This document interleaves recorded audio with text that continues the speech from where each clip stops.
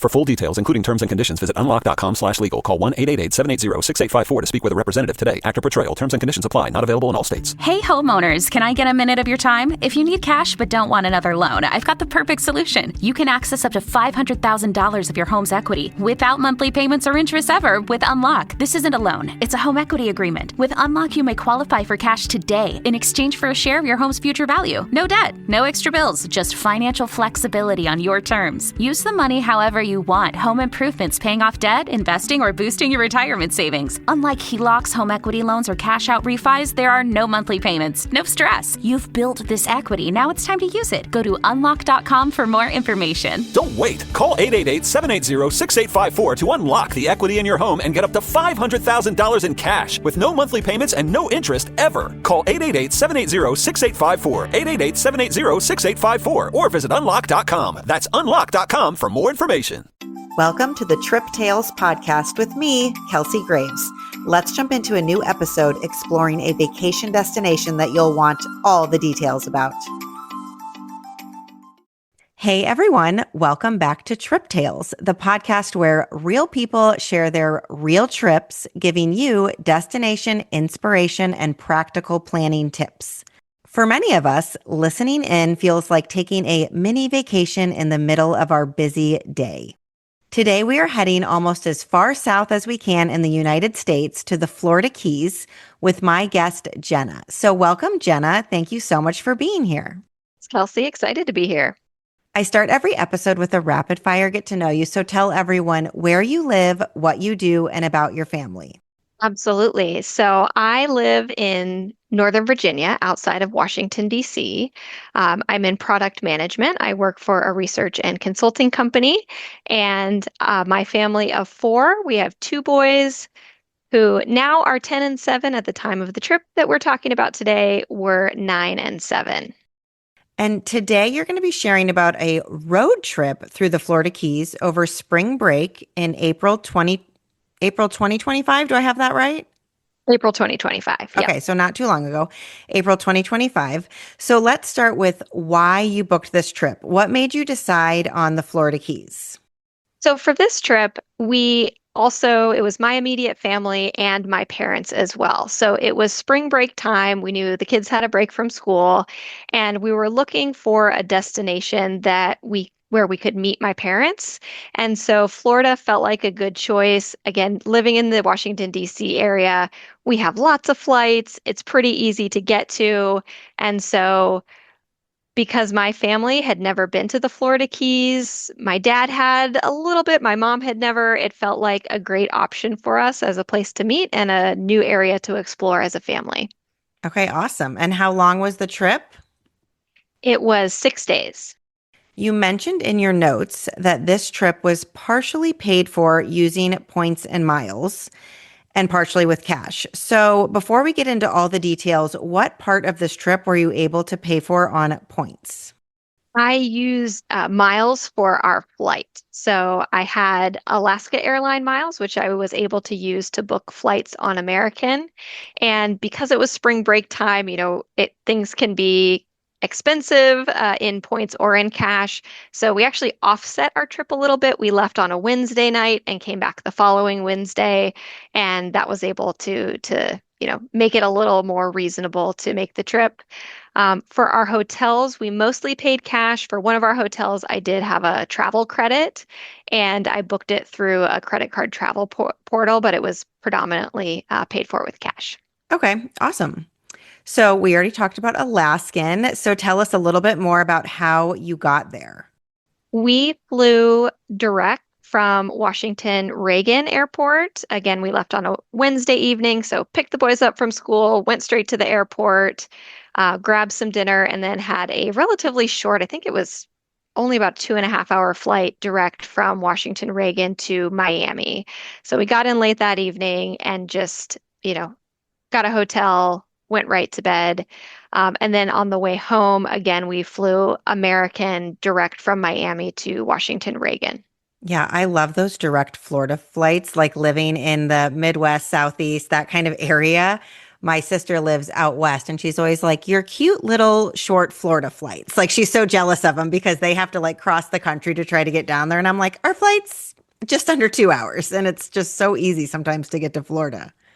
It really is. And we've ended up visiting Florida almost every year for the past 5 years or so. Not really intentionally, but it just works out. There's such great options. There's so many places to go. So yeah, Yeah, Florida's a great option for the East Coaster, South Midwest I folks. agree. So you guys get into Miami that first night kind of late and you know you're going to do this road trip. So do you go ahead and get your car that first night or are you getting that the next morning?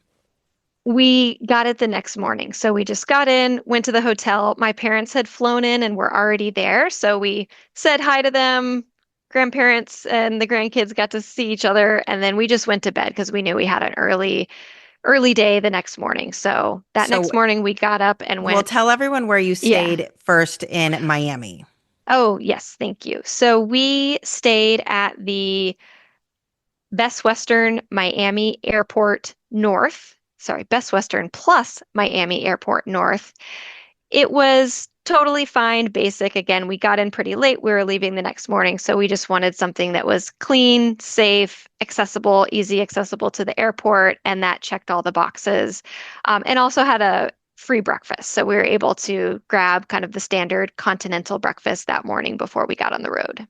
Perfect. Yeah, I looked it up. It looked great, fine, clean. I mean, that's how we are at this point in traveling too. Like sometimes it's like you just got to sleep the family. And as long as you can Yep. find a place that's easy, convenient, not too expensive, it gets the job done. Yep. I think we were there for less than 12 hours. So Right. we didn't need anything too special. Yeah. Get some sleep, get your breakfast.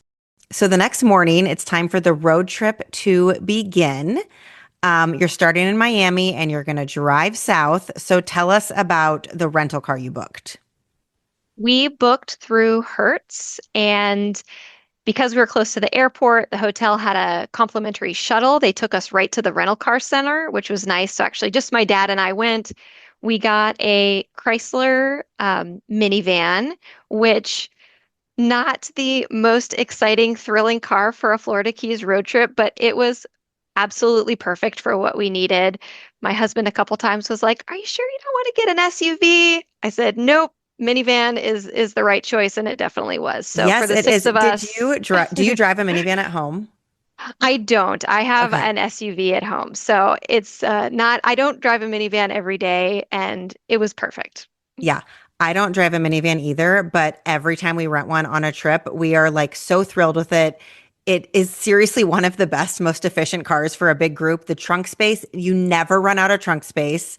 Yep. There's so much room in that, like floor to ceiling in the minivan. My kids are always like, can we get one of these at home? And I'm like, I don't know why I don't want to drive one at home, but it is wonderful on a vacation. It really is. Being able for everyone to get in and out easily, plenty of storage space for luggage. So that was a great choice for us. So we picked up the car and went back to the hotel, grabbed the rest of the family, and we hit the road south. So exciting. I'm just going to read through the areas you visited so people know kind of where the hmm road trip is headed, and then we'll go into all of them. So you obviously started in Miami, and then you go to Homestead, Islamorada, Long Key / Layton, Key West, and then all the way back up to Miami. I did this drive. It was actually November 2020 because I remember it was like my first kind of trip after all the COVID stuff happened. And it was kind of weird because Miami was weird. Everything was weird in 2020. But my husband and I met another couple down there in Miami and did the same drive down to Key West. We didn't make as many stops as you, so I'm excited to hear about all the different stops and like kind of the different vibes of each place. But just so everybody knows, you can drive from Miami to Key West in about 3.5 hours. So it's also doable as a straight shot. The only thing I can contribute to this conversation is that the one stop we made was in Marathon, Florida, and we stopped at Keys Fisheries. And I just wanted to highlight that because we had found out that Keys Fisheries, which is a no frills waterfront outdoor eatery, which is most of the Keys, kind of feels like that.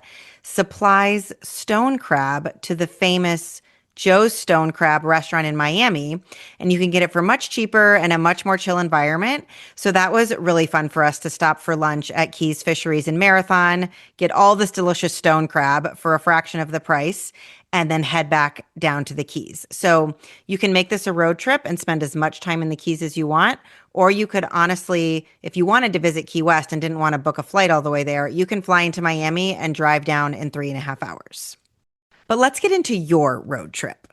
So tell us about day one and heading south from Miami. We really didn't spend any time in Miami on this trip. So flew in there, headed straight south, and we knew we were going to end the day in Long Key, or Layton is the name of the town, for our hotel that we're going to be at for 2 nights, and just mapped out a couple of options of cool places we wanted to stop along the way. So the first one was in Homestead, and we stopped at a place called the Coral Castle. My husband actually heard about this place, he said, on a History Channel special years and years and years ago. So he had just heard of it. It was on his radar. And when he realized it was kind of on our path, that he definitely wanted to stop there. And it is a place where this man named Ed, back in the 1920s, quarried all this rock and built these amazing sculptures, creations, sundials, doors, all these amazing things out of the rock that is fossilized coral. So that's why they call it the Coral Castle that he created. The interesting thing about it is that he did this all by himself. He only had very primitive tools and he only worked at night. So no one knows how he created all these things. And it's far more work and heavier stones than you would ever think like a single person could do. So you go in there, you have to take a tour, which I didn't realize. We luckily showed up and a tour was about to start. So we got on a tour and they walk you through. It's more like a garden, I would say, than an actual castle in terms of the size of the structures, but they walk you all around and show you what he built, why it's so interesting. And another kind of twist to the story is he was an immigrant, I believe, from Latvia. And back home in Latvia, he was in love with this woman. He proposed to her. She rejected him. And so a lot of what he did was trying to maybe win her over or thinking that someday she might come and join him in this place that he built. So there's a whole crazy story. I will say this stop is maybe not on everyone's bucket list for a Keys road trip, but if that type of story, kind of interesting history, appeals to you, it's a great stop. It only took about an hour to go through the tour and was just a really odd, interesting thing that we found along the way to the Keys. I love that like mystery of how he built that and then the story of him trying to win the woman over. I looked it up and it does look like a mini stone structure castle that like belongs in Ireland. Like it looks like it would be in Ireland off the side of the countryside there, not in the Florida Keys. So that's super fun. I saw the gardens and the flowers. Do you pay to go in and go on that tour? You do pay to go in. I will say I was not totally clear on that when we went because the website it wasn't that obvious to me. But yes, I believe it was about $18 for adults and $8 for kids. And again, you get a guided tour with it, so it felt reasonable given I think kind of the amount of detail and what you get to see and experience there. And do you go in the main structure and did he live in there? You do go into the main structure. There is a place where he lived that's kind of built in it that's it's almost like a elevated little bedroom and then his workshop underneath it. And then when you're walking around this, again, the castle, the garden, it's open air, there's no ceiling. And there's just all these different sections where you say, here's where he carved these beds. And this is where like he and his future wife, if she ever joined him, would be. And then here's where their children, if they had children, would sleep. And it was just really elaborate and odd. There's a well, there's a sundial. And then I think what people who understand all the physics of all of this really are impressed by are these moving doors. So like these big slabs of rock or stone that actually pivot and move. And they say at the place, like people come from various, I don't know, MIT or somewhere like that to study this and still don't totally understand how he figured out what he did and how he built it all. So That's yeah, so a little cool. mystery, a little romance. There's something maybe for everyone if it piques your interest. Yeah, I love that. Do they share if the woman ever came over, or does no one really know? He did not. Okay. Oh, I poor think his guy. efforts were in vain in that regard, but he did leave a lasting legacy. Clearly, people are still going and visiting his creations today. So that's cool. Yes, very cool. And I'm glad you explained it because if you saw Coral Castle on like a list of things to do in Florida, I'm picturing the color coral, which is very common in Key West and Florida, and a castle. And this is completely different. It is more of like a stone structure and a cool story. So awesome. You've finally broken loose from work. 3 friends, 1 tea time, and then the text. Honey, there's water in the basement. Not exactly how you pictured your Saturday. That's when you call us, Cincinnati Insurance. We always answer the call because real protection means showing up, even when things are in the rough. Cincinnati Insurance. Let us make your bad day better. Find an agent at CINFIN.com. And then where were you on to next? I think we actually stopped for lunch next, and I'll just note this place. It was called the White Lion. I found it in a guidebook, so it's not a secret. I'm sure many other people have been there, but it's tucked away in a little neighborhood. It feels like you're having lunch at a friend's house almost. We sat outdoors. They have an indoor space as well. There were a whole bunch of cats roaming around, which my boys really enjoyed because they played with the cats. So it was just a nice stop. And I will note my younger son, I think, ate a grilled cheese sandwich at almost every place we stopped at for a meal on this trip. And this was his favorite grilled cheese of the entire trip. So notable for their grilled cheese and cats, and the food generally was good. That is good to know because my son, who just turned 10, is also a grilled cheese connoisseur and seems to order it almost every place we go. And grilled cheeses are quite hit or miss because sometimes they are not even like melty at all and they really don't do much to them. And sometimes they're amazing. So it is good to know where you can find a good one. Absolutely. Made him happy for sure. And then from there, we had another pit stop, which is a place my parents had been to on a prior trip to Florida, and they had suggested we stop at, and it's called the Robert is Here fruit stand. I love the name. And Robert is here, if you're wondering. Robert is here. Yeah, very. It's on the nose. We didn't meet Robert, but hopefully he was there. Um, but this place it is a fruit stand, but on steroids. So there's all kinds of, the fruits that we would typically find maybe at a grocery store or a farmer's market, but also all kinds of exotic fruits, probably things that come from South America and the Caribbean. And they are known for their smoothies. So they have all kinds of different combinations of the fruit that they have. You can get a smoothie. You can buy, fruit or other things at the market. And then in the back, they have a petting zoo. So again, great stop on a road trip, especially with young kids. There were goats, cattle, all kinds of iguanas running around, some Wow. birds. So it was, again, worth a stop, a good place. Check out the animals, get a smoothie, and a unique roadside stop for sure. Yes, I am not a germaphobe at all, honestly, but it's making me laugh that both of these places have like all these petting opportunities while you're eating. It's like pet the cats, pet the goats, here's the iguanas, and here's some food. Absolutely. And we definitely had the, okay, go wash your hands before Yeah. you eat anything moments. But Yes. this might be a theme for the trip because in Key West as well, there are animals, the chickens are roaming loose there. So yeah, lots of Yep. animals and eating going on. Yes. Did you guys buy anything or eat anything at the Robert is Here fruit stand? We did get smoothies.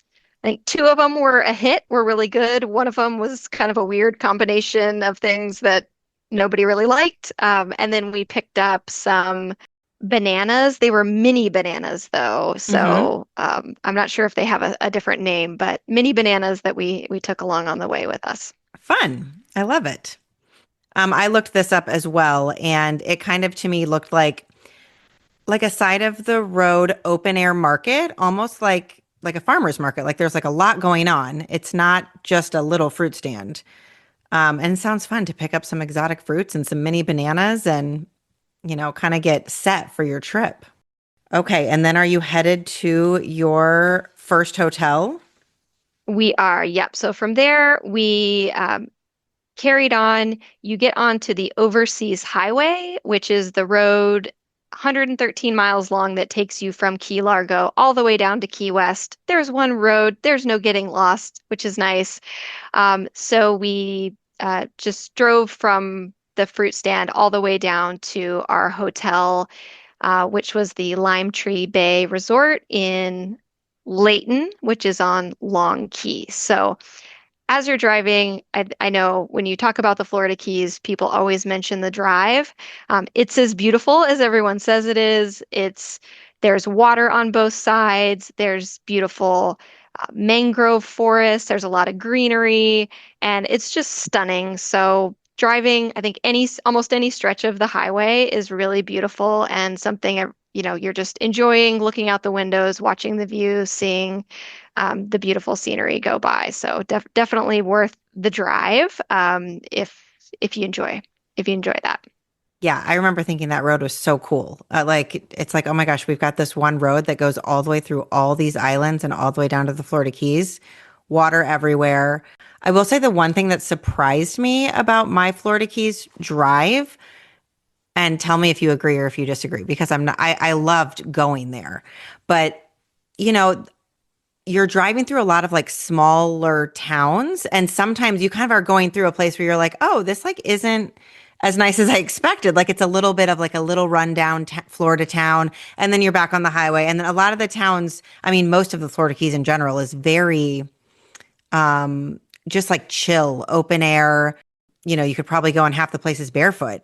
But I felt like on and off, I would be a little like, huh, as I was driving through some of the towns.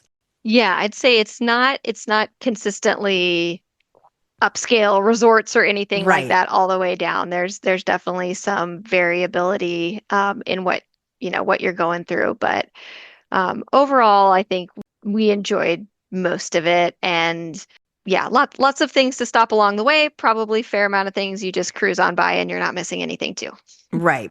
So tell us about Long Key. Is that straight, just right off this highway, or are you kind of going a little bit off the highway? It is right on the highway, Okay. and it is as you're going south. There's Key Largo, there's Islamorada, and then Long Key is just past that. And then Marathon is the next one. So it's in between Islamorada and Marathon, a little closer to the Islamorada side. And where we stayed, there's not much there. So the resort we stayed at was right on the main road, and there was a restaurant there, but not a lot, nothing really within walking distance other than that restaurant that was right on site. So it's a little bit secluded versus being, I think, either in Islamorada or a Marathon, you'd have more restaurants, resorts, other things kind of right nearby. Okay. How did you find this Lime Tree Bay Resort that you stayed in? I actually heard about it from another podcast. How fun! Someone was talking about their trip, a very different trip than we took, but they mentioned it. It sounded intriguing, so I noted it down and then went and looked it up and really liked it. Felt like, again, it was a good location given what we wanted to do. And the resort itself is right on the water. The Florida Keys, again, are not big, wide, sandy beaches like you get in a lot of places of Florida, but there is sand. You're right on the water. It is rocky a little bit, so it's not necessarily, my kids did swim there, but it's not necessarily a place you'd like jump in and swim if you didn't maybe have water shoes. But it just looked super chill, relaxing. They have a nice pool that's right by the ocean, hammocks, games, and just looked like the kind of vibe we were looking for that part of the trip. So we ended up staying there. tell us what the rooms were like. It looks like you booked a 2-bedroom suite, so all of you were able to stay in one unit. We did. So on the property, there were just a few suites, and we booked one of them, and it had 2 full bedrooms, 2 full bathrooms, and then the kitchen area. I think there was actually laundry, but we didn't do any, a little seating area. So it was kind of a condo style, I would say, room. And that was perfect for us again. So all 6 of us could stay in the same room and had, two bathrooms. Most of the rooms at the hotel are standard king or 2 queen rooms. And then the the hotel also has some townhomes, which are on the other side of the street. So they're a little bit separated. We did talk to some people who were staying in one of the townhouses with small kids. They loved it. They'd actually been there before and had come back again. And they liked having a kitchen, having laundry, having that set up, and then they would walk across the street to the main property to go to the pool or to go swimming. So there's a couple options there. The one negative I would say about the hotel is it is right on the road. So it wasn't a problem for us. It didn't cause any issues, but in a perfect world, it would be nice if it was maybe a little further away from the main highway than it is. Yeah. You don't feel like that secluded resort vibe. But again, that's kind of what the Keys in my memories of Key West, it's just so crazy. Like you're in these towns and then there's like the water right there. Like you're like so at sea level, which I know most of Florida is, but it just kind of feels like the sea is or the ocean is right there like the whole time. Yeah. I feel like the ocean's just like all around you, which is kind of cool because you're on these little islands. So then that evening, did you guys just eat at that restaurant at the resort? We did. We had dinner at the restaurant at the resort. We did, on the way down, stop at a Publix grocery store, which is the big grocery chain in that area. So we did stock up on some food, some snacks and some breakfast so we could have Nice. breakfast. But that first night we did eat at the restaurant. I'd say it's more of a bar than a restaurant. It was fine. We didn't want to go off site. We were all happy with it, but we did decide to eat somewhere else the following night. So Yeah, it's like bar nice food. to have. Yeah. Bar food, exactly. Yep. Okay, awesome. So you guys got settled at the Lime Tree Bay Resort, had some dinner, hopefully had a good sleep, and then you're on to day 2 of exploring where you're actually kind of backtracking a little bit, right? But you've got your home base now for 2 nights and you're going to explore some other islands and areas. Yep, absolutely. So that next day, had breakfast at the hotel, and we did drive a few miles back the other direction into Islamorada. And we went to Robbie's of Islamorada, which is a very famous, very well-known place. It is a tourist trap, but it's a lot of fun, and I would definitely recommend people stop by there, check it out. We did a couple things there. We had lunch there, which was good. I actually had a conch chowder there, which was really good, much Yum. better than I expected, just given, the location, but I was very happy with it. And then this is a place they're famous for feeding tarpon. And tarpon, if you haven't seen one, are giant fish. They can be up to 8 feet long. Typically, I think about 5, 6 feet, up to 8 feet. They They're are taller than massive. me. Yes.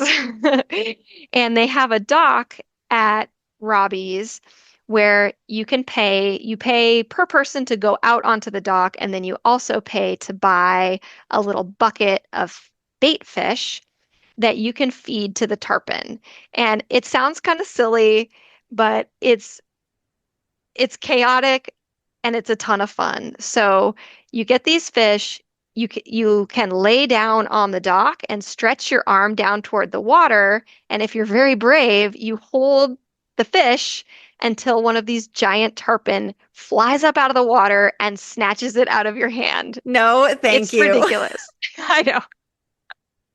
Did your boys do that?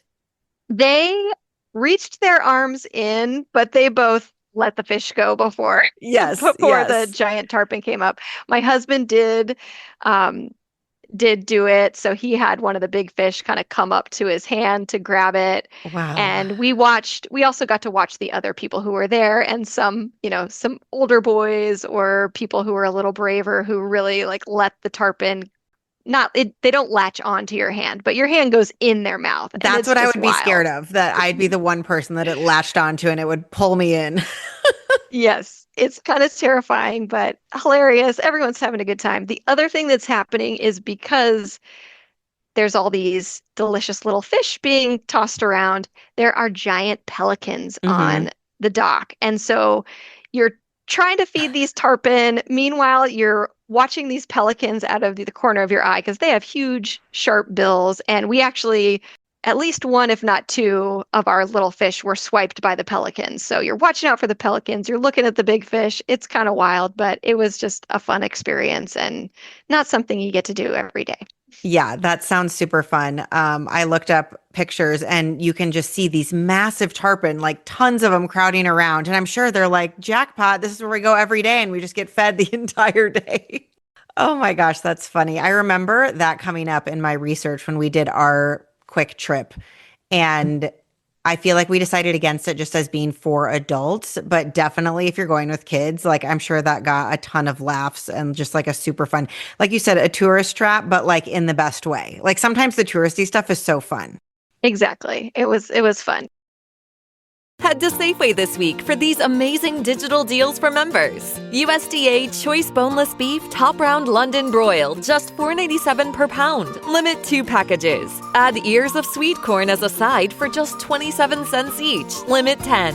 And for you cheese lovers, Lucerne chunk or cream cheese or Sargento shredded or sliced cheese, just $2.47 each. Limit 4 items of various sizes and varieties. Visit Safeway.com for more details. See you in the aisles. So from Robbie's, we went on a 2-hour private snorkel trip. And this ended up being one of the highlights of the whole trip. And we did it with a company called Keys Charters. It's Keyz. And they go from the marina right at Robbie's. So we were there, we were in the same place.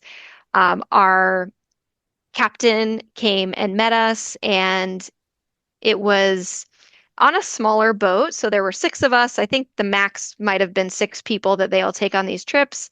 But we got on board with our captain. He took us out to a place called Alligator Reef Lighthouse, which is a lighthouse, kind of a steel structure. It's not fully enclosed like you might envision a lighthouse, that's 5 miles out it's on the south side. So it's on the Atlantic side, not the Gulf side.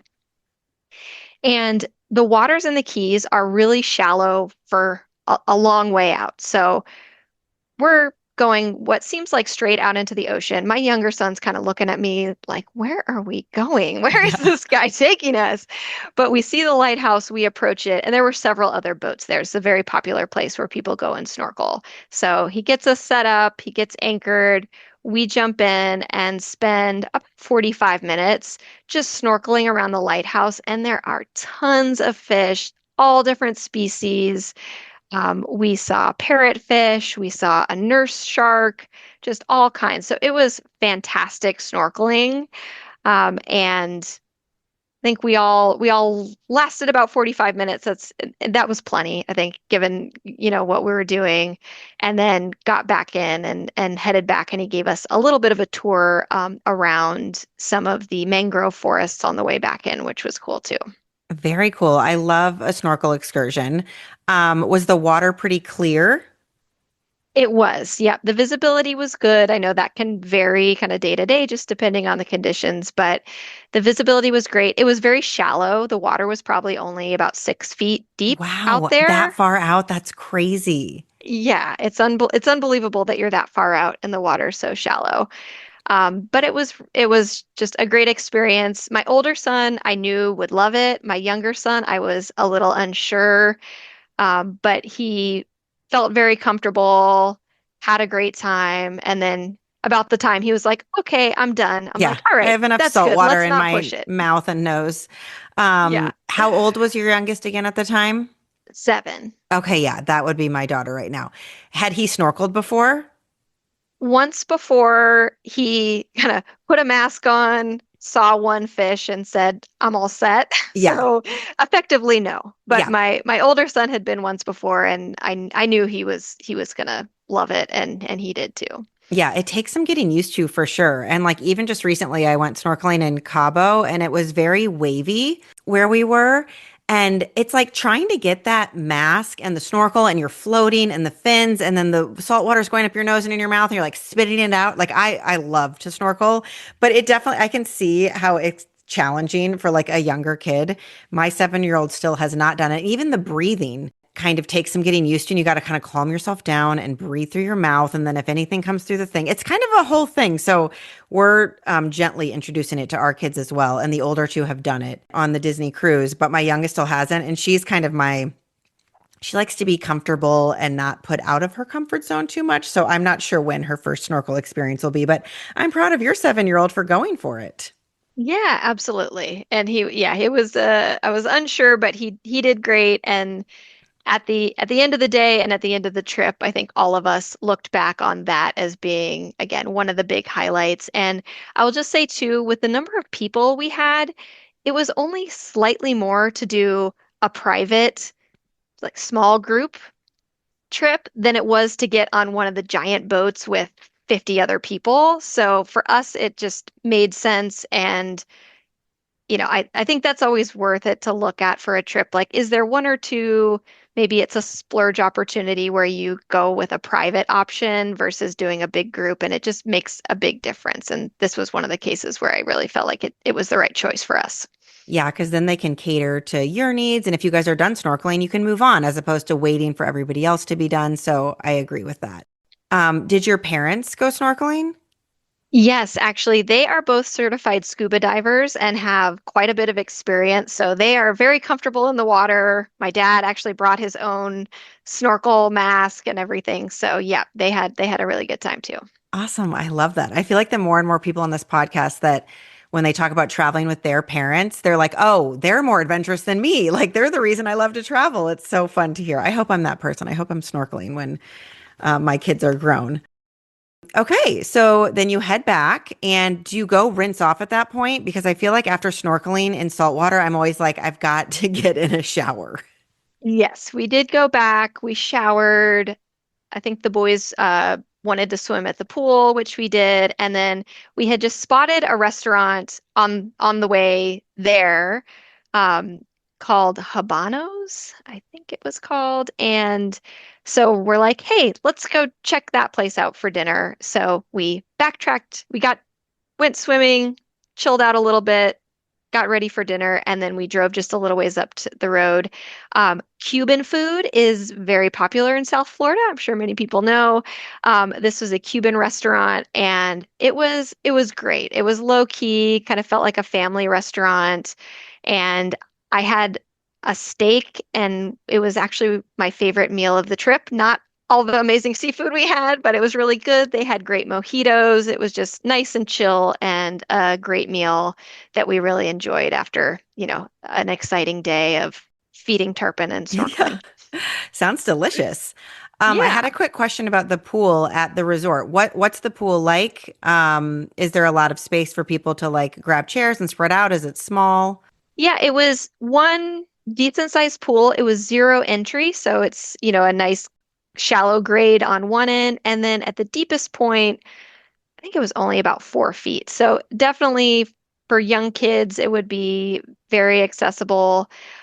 Plenty of chairs. There were other people there, but it didn't feel packed anytime we went. Yeah, it was a good option. We were happy with it and never weren't able to grab a seat or grab a chair by the pool. And can you see the ocean from the pool? Yes, you're just a couple of feet from the ocean Very at the cool. pool. That's Yeah. fun. I love that. You spend one more night at Lime Tree Bay Resort, and then you wake up and you're checking out of that resort on day 3, correct? Correct. Yeah, we checked out and we were headed to Key West, where we are going to spend 3 nights. If I planned this trip again, I'd probably spend 3 nights at the Lime Tree Bay Resort and 2 nights in Key West. But just given what we wanted to do in Key West, it worked out that way. But we could have spent another night there and been very happy. So again, we were looking at some options of things to do along the way, and we ended up stopping at a place that was, I think, a little unusual. This did not come up in a lot of my research, but I kind of stumbled across it, maybe even on Google Maps, called Crane Point Hammock.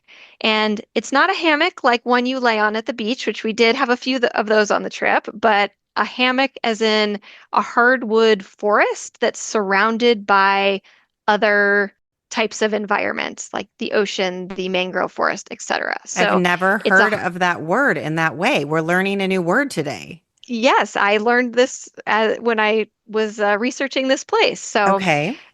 it was a hammock. It is a hardwood forest, and it's a nature preserve.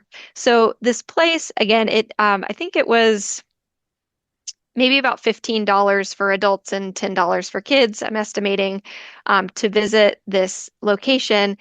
And they just had a kind of a collection of interesting things. They had a small natural history museum. They had a video about kind of the ecology of the area. And then they had some hiking trails, easy, flat, nothing too serious. But you could hike out to the point where you'd see the ocean and just get a little immersed in nature and kind of the natural environment there.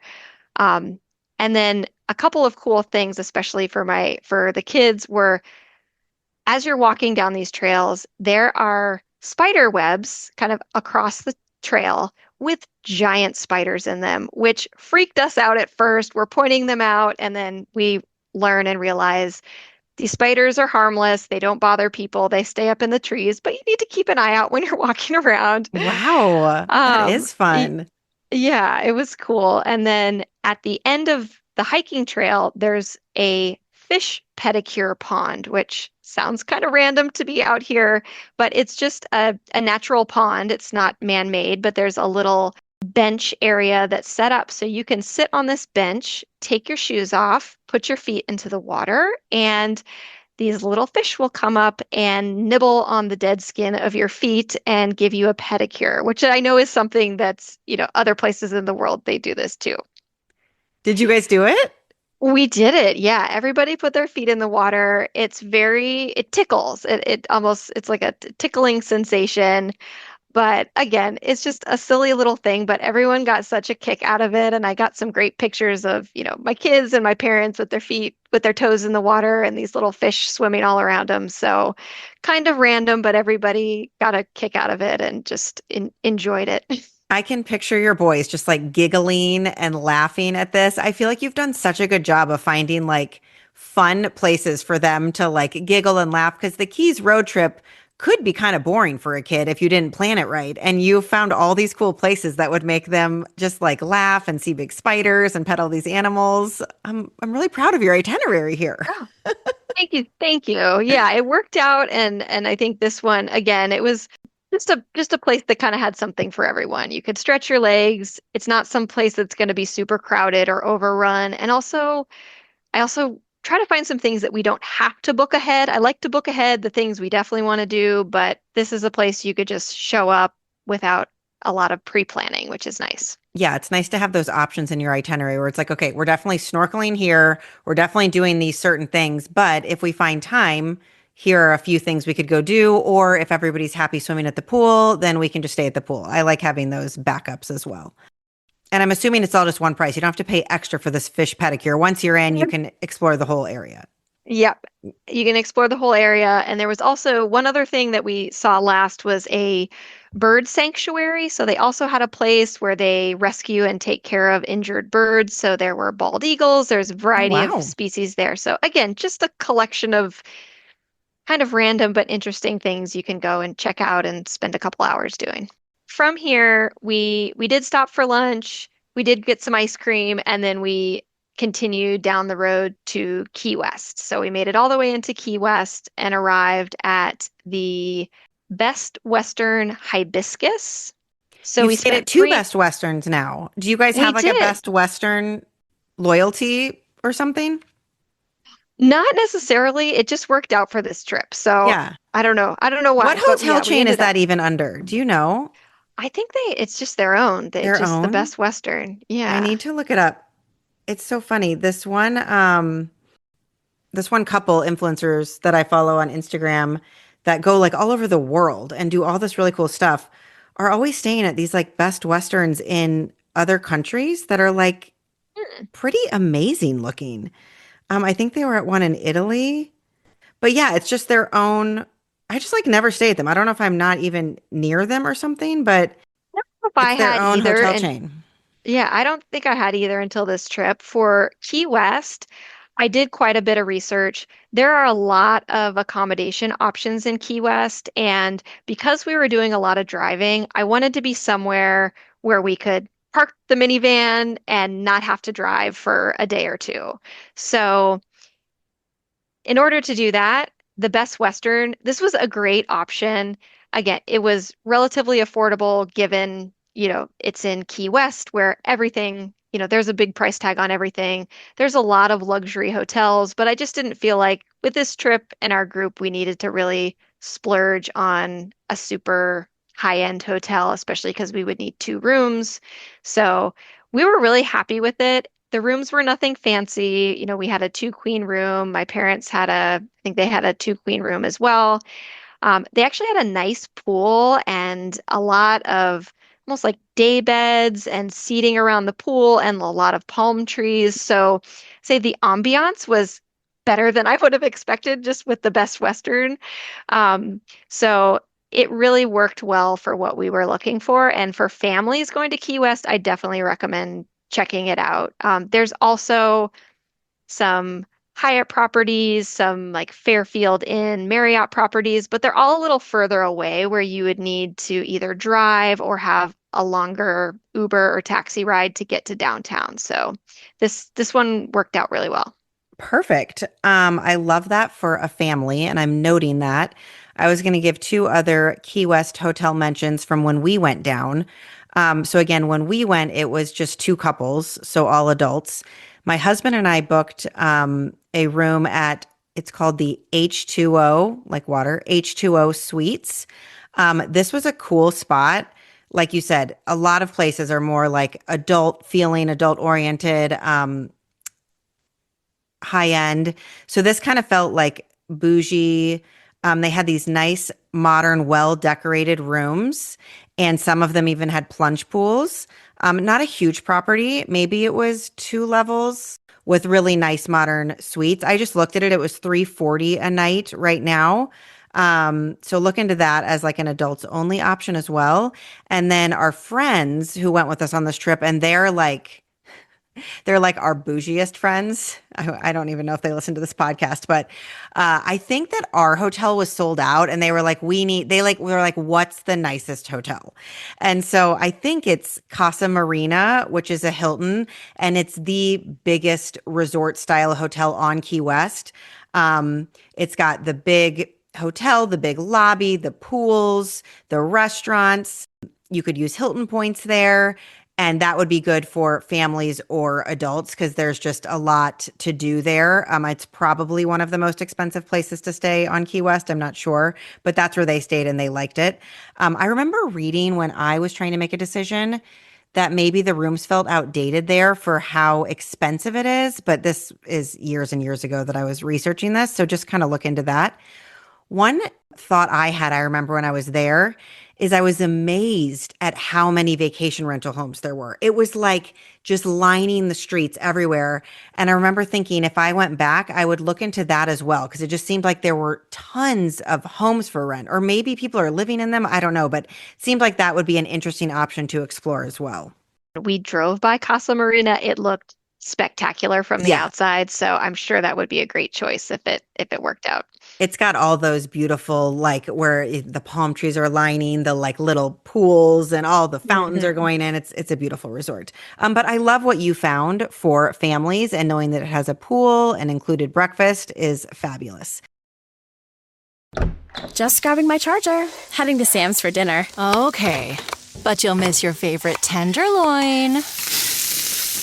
Wait, is that the Tuscan herb? Mm-hmm. Hatfield marinated Tuscan herb. That's a real shame. Did I say I was going to Sam's? Sam's coming here. Keep up, Dad. When better care leads to better pork, it's irresistible. Hatfield Pork. Better care, better pork. So you guys got settled there, and then where did you head for dinner now that you're in Key West? So we walked from our hotel down to the Seaside Cafe at the mansion. And it was just one of those experiences where we've been in kind of a more secluded, quieter place so far. And we leave the hotel and there's just energy, there's people everywhere. And this little cafe, it's outdoors. You're in the sand. So the tables are literally sitting in the sand. Don't wear your fancy shoes here because you're going to get sand in your shoes. But it just felt like, wow, this is a vibe. This is the Key West vibe. There was an upper level that was an outdoor bar. We didn't go up there, but a lot of people were up there. It looked like a good time, and we're almost overlooking the pool of the mansion, which is a place you can stay. So it just felt like this is a fun, lively atmosphere. We ordered a couple of pizzas. The Lobster Bianca pizza is what they're known for. Yeah, so I had a couple pizzas, some drinks, and it just felt like, okay, we're in Key West now. It's a totally different vibe from the rest of the Keys, at least that we've experienced so far. So it was just a cool spot to go and get a very casual meal. That sounds like a super cool spot. And you also got to start watching the Key West chickens run around?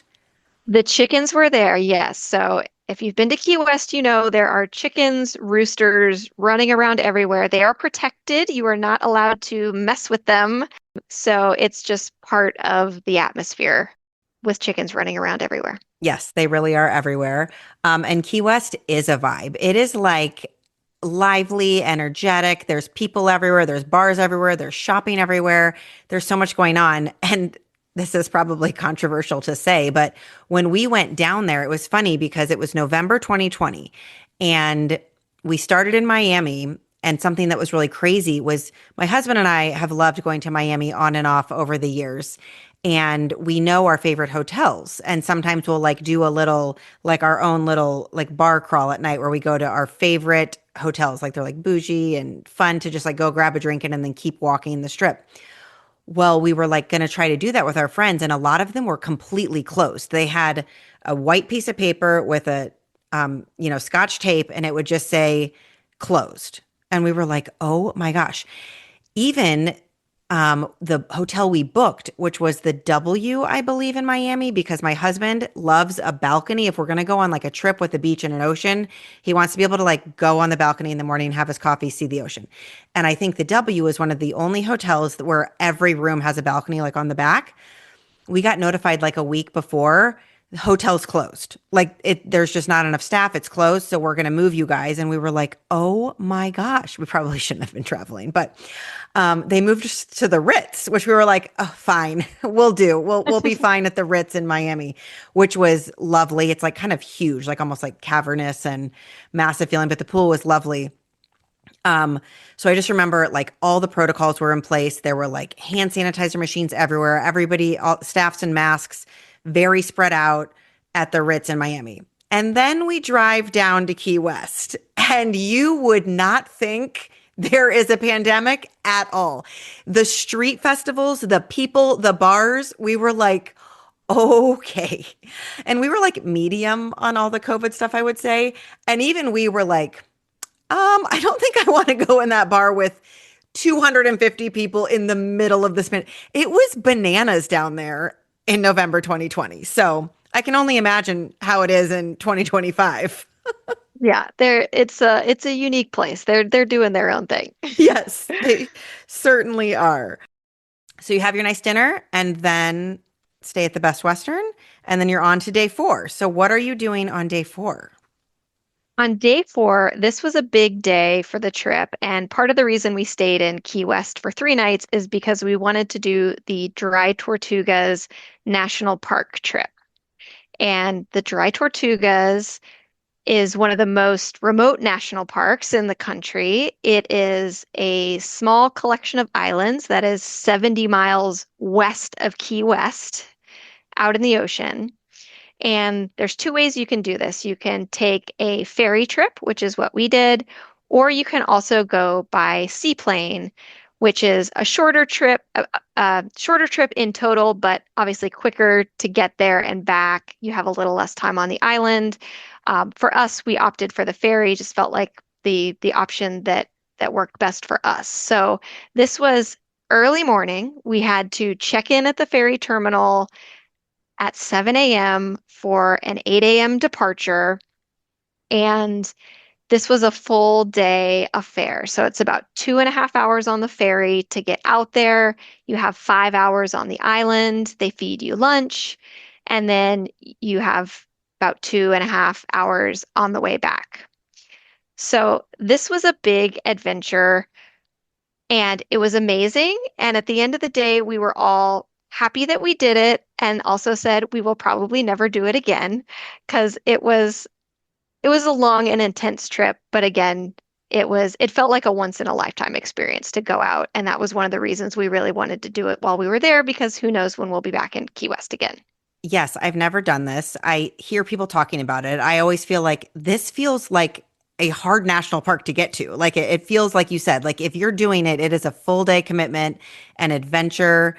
I was looking at the images. So a big part of it is this Fort Jefferson. Is that kind of the central part of this national park? Yes, that's effectively what you're going to see when you land on the island. The fort itself takes up almost the entirety of the island. And then there's a little bit of space outside of that with some beach area. So there's beach, you can snorkel, you can swim, and then you can explore the fort. That's pretty much what there is to do there. Okay, I was looking at Google Images and trying to understand this like fort and national park situation out in the middle of the ocean. And so I asked ChatGPT to explain Fort Jefferson to me like I was a kindergartner. So here's what it said if anybody else has never seen this before. It said, a long time ago, the U.S. wanted to keep pirates and enemy ships away from the Gulf of Mexico. So they said, let's build a huge brick fort way out in the ocean to watch over our boats and keep them safe. That's Fort Jefferson. It's like a giant fort for ships. Why it's so cool to visit now. It's super old, like over 150 years old, and made of millions of bricks. You can walk around inside, see where soldiers used to sleep, and even look out at the ocean like a pirate with a spyglass. It's on an island with clear blue water, fish and sea turtles, and you can even snorkel there. So Fort Jefferson is like a giant brick castle in the sea that helped protect ships, and now is a fun place to explore like a real life adventure. Did that do it justice? Actually, ChatGPT did a great job with that. Okay, so what did you guys do there? Did you explore? Did you snorkel? Did you get in the water? What did you do with your 5 hours on the island? So on the way out, the ocean was pretty rough. So I will just say, PSA, anyone who wants to do this trip, take Dramamine, take Bonine, whatever you need to do. The adults were fine. My poor boys got so seasick on the way out there. So that put a little bit of a damper on Did they things. like throw up? Oh, yes, they did. And there were many people on the boat who got sick. So that's why it was a little bit it was a high point and a low point of the trip. Yes. I will say the crew of the ship, the Yankee Freedom is the ferry that takes you out there. The crew was so kind and accommodating. They're giving people bags. They're bringing them paper towels. They're like, this happens every day. Every day they're dealing with this. And they brought the boys ginger ales and the guy on the crew said, your kids are never going to forget this boat trip. I'm like, no, they're not. Oh no. So I was worried, oh my gosh, what are we in for? They're going to be looking at me like you just put us through the most miserable experience of our lives. So Had they gotten seasick before? car sick, yes. Plane sick, yes. I don't know if it was seasick though. This might have been Okay. their first seasick experience. We're like, you can't do anything except be miserable till you get to land. Yeah. Had they taken So anything? Any of we the didn't. meds? Okay. We Yeah. gave, we were a little nervous about giving them meds just because they'd never taken it They'll be like before. so And tired on the excursion. yeah, Yeah. so we did get them those bands that you put around your wrist. Those might work for mild car sickness. They were no match for, big swells out in the ocean. Okay. So those were Good to know. effectively worthless. Make sure everyone has a seasickness medication if that's an option for them. So once we got out there, we were planning to join. There's a ranger-led tour of the fort. Nobody was really feeling up for that. So we just chilled out for a little bit and then we just explored the fort on our own. So once we, got to land, started walking around, got some water, got a little food in them, everyone was feeling a lot better and we just explored the fort. It's super cool. There's cannons. It was a prison at one point during the Civil War. You can climb up these stairs to the top and walk around the top. That made me incredibly nervous because you're up there. There's just a drop off, 30, 40, I don't know how many feet. So I was like, okay, this is cool. Let's go back down. Yeah. So I would not bring little kids up to the top, just stay on ground level. But overall, they did enjoy checking out the fort. We did too. And we ended up bumping into a ranger who did tell us a little history, answered some questions. So we did that. We ate lunch and then we attempted to go snorkeling. My younger one was just not feeling up for it. So Yeah. he and He's I like, just kind I of don't hung want to it. be anywhere near the water. Exactly. You are not getting me in that water. So we just chilled out, walked around on the beach, splashed around, and my husband and son and my parents snorkeled.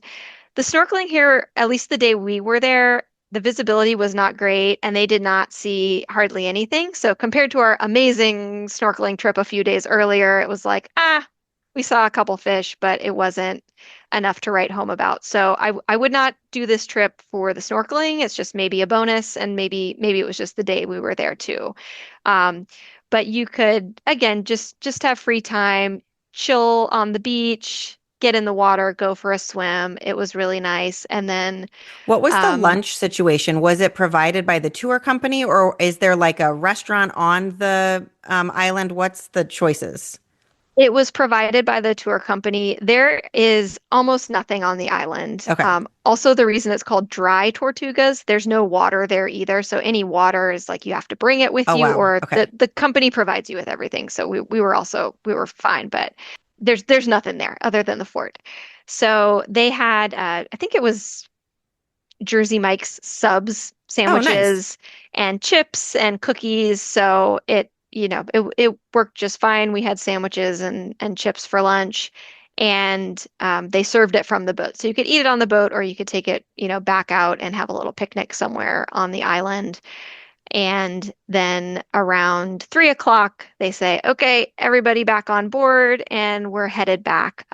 There is a ranger station and a shop. So if your kids want to do the junior ranger program, that's available. Again, my kids were just not really feeling up for that, so we didn't do it. But there is a gift shop and the ranger station there, since it is a national park. Okay, cool. And how did your boys do on the way back? Thankfully, smooth sailing. Okay, good. The water was calm. Everyone was happy. And when we got back to shore, smiles on their faces. They were good, but maybe potentially scarred by that really rough trip out there. Yes. Well, you guys did it. You completed the mission and you're right. They will remember that for the rest of their lives. Head Head to Safeway this week for these amazing digital deals for members. USDA choice boneless beef top round London broil, just $4.97 per pound. Limit 2 packages. Add ears of sweet corn as a side for just 27 cents each. Limit 10. And for you cheese lovers, Lucerne chunk or cream cheese or Sargento shredded or sliced cheese, just $2.47 each. Limit 4 items of various sizes and varieties. Visit Safeway.com for more details. See you in the aisles.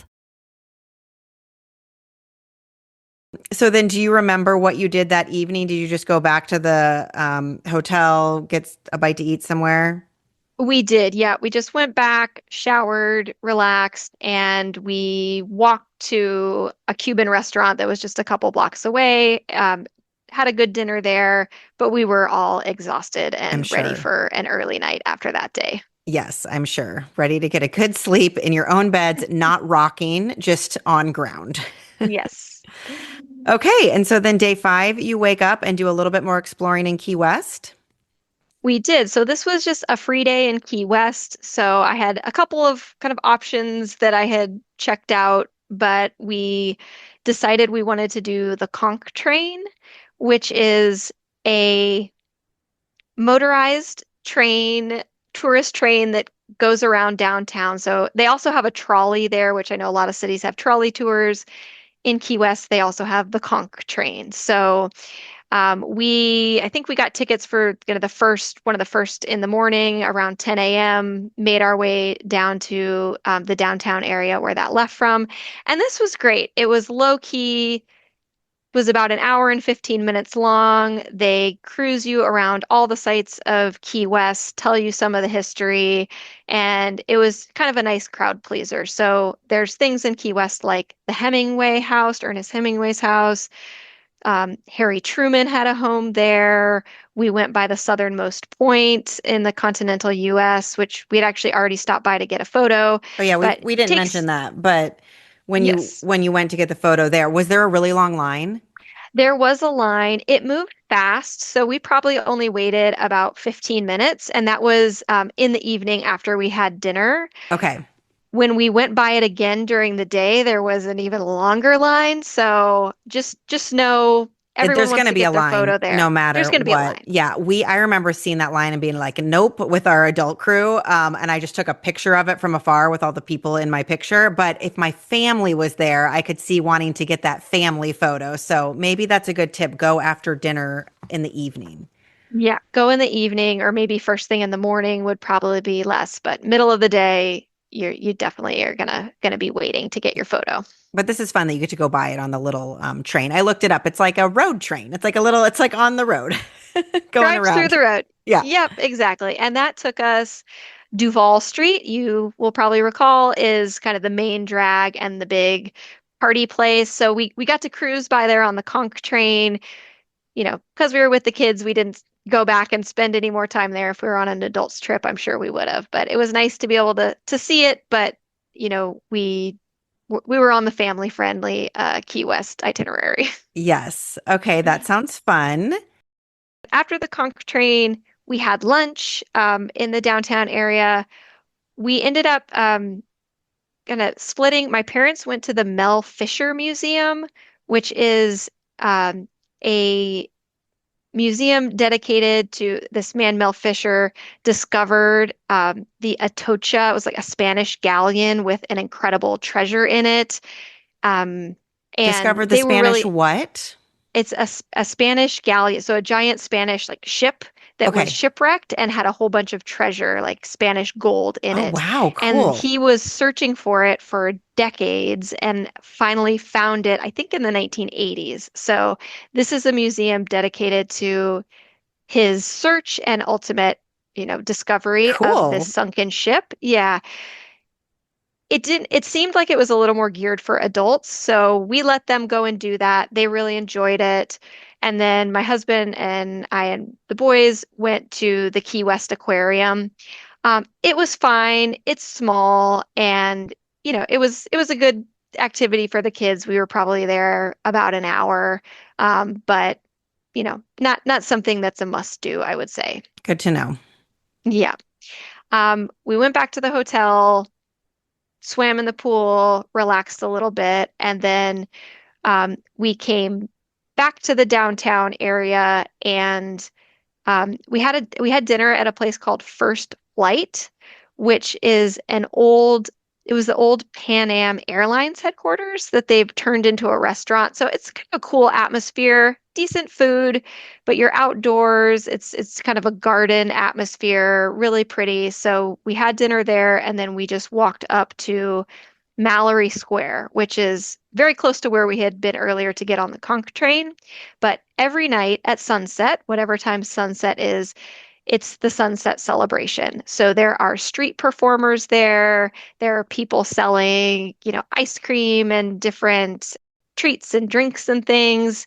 And people gather and watch the sunset and then go on their way. So it's very low key.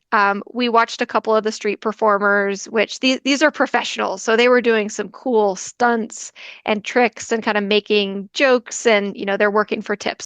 That's happening every night in Key West and Mallory Square. So it's just kind of a cool thing to go check out any night you're there at sunset. Yeah, very cool. I don't remember that. And I'm wondering if it was canceled for a little bit of time during COVID, although it seems like COVID wasn't canceled in Key West, but I don't remember that. However, one thing I did want to mention before we move on from Key West is if you've never been, you might think Key West, like islands, beach, all this like beach time. And what I was surprised to see, and you already mentioned this on some of the other little islands, is there isn't much beach. There are shallow, not those big white, wide sand beaches that you're used to in Florida, shallow little beaches with some of the grainier sand, not a ton of space. So I don't know if you guys even hit one up. I remember we walked to one just for fun to check it out. And I was like, okay, we see it. And now we're going to go do other things. Key West is more of a go and do things, eat things, see things, not a chill on the beach trip. Absolutely. And no, we didn't do any beach time. I think there's a couple beaches, but we didn't visit one when we were there. Yeah. So just good for people to know. And I think this is an amazing itinerary if you are going to go down to Key West with kids. A couple other honorable mentions before we leave Key West when we were down there again for an adults trip. So I would not do this first one with kids, but our favorite spot for dinner was called Louie's Backyard. It's kind of like a house and a back patio that you eat on. There are Edison lights strung up. You can, it's very enjoyable at sunset. Lovely, nice high-end food and drinks, menu items like, I just looked up the menu again to be reminded of what's on it, but crab cakes with sweet corn, guacamole, and a charred jalapeno aioli, really nice steaks and fish entrees, shrimp and grits. I remember having a lovely meal there, and it's just kind of like a very fancy vibe. Again, I would not bring my kids there. Another place we really loved that you could bring kids to was called Blue Heaven for brunch or lunch. It was funny. I was planning this trip and my son's kindergarten teacher at the time was like, "You're going to Key West?" She's like, "We love Key West. We go down there all the time." She's like, "You have to go to Blue Heaven. You have to go to Blue Heaven." She kept telling me that. So I was like, okay, I'm going to go to Blue Heaven. But it's, again, perfectly islandy and outdoorsy. Roosters are running around everywhere. It's bright, funky colors. And they have amazing brunch, breakfast, lunch options, and awesome key lime pie. So that was a fun, yummy spot. I think they closed by 2 p.m. or something. It's definitely like a early morning. I remember it being very popular and very crowded. So I'm assuming they don't take reservations at a place like that. And I remember we had to wait a little while. Again, easy for adults to do, not as easy for a group with kids to do, but we really liked Blue Heaven for brunch. And also there were huge lizards and iguanas everywhere. Like I remember out by a pool, or you just see this like massive iguana on a tree. And I'd be like, oh my gosh, look at that huge prehistoric creature. So cool. Blue Heaven, I saw mentioned a lot of places. We missed that, but it seemed like a favorite for, I think, locals and tourists. That was your last evening in Key West. So you wake up and now you are headed, do I have that right? You're headed straight back up to Miami on this last day? Yep, this day was really just drive back up to the Miami airport area. We had a flight leaving the next morning, so we wanted to get there the night before to spend the night. So on the drive back, again, just it's kind of a long haul to do all at once, but it's definitely doable in a day. We stopped at just a couple roadside attractions that kind of caught our eye on the way down. There was a gift shop that had this giant lobster out front, so we're like, hey, let's pop in there and see what it's like. And then one place I did want to give a shout out to was back up in Key Largo, a place called Doc's Diner. And this kind of came up in some research and recommendations my husband and I did. It's very casual, low key. It's owned by a man who was an optometrist, and then he was inspired to open a restaurant. His whole family, I think, helped run the restaurant with him, and they had, kind of typical diner fare, Italian food, brunch options, and it was very affordable. So great prices. You could tell was kind of a local stop, but it was perfect. And after eating a lot of delicious seafood, I just felt like a cheeseburger, and that hit the spot. And it was a great place to have it. So we were happy to make that as our lunch pit stop on the way back. And then we arrived at the Town Place Suites, which is a Marriott property just outside, again, in the Miami airport area. We spent the night there. They had a pool. They had breakfast the next morning. Again, kind of just what we were looking for. It is an all suite. So if you did need some extra space or the kitchenette, all their rooms have that.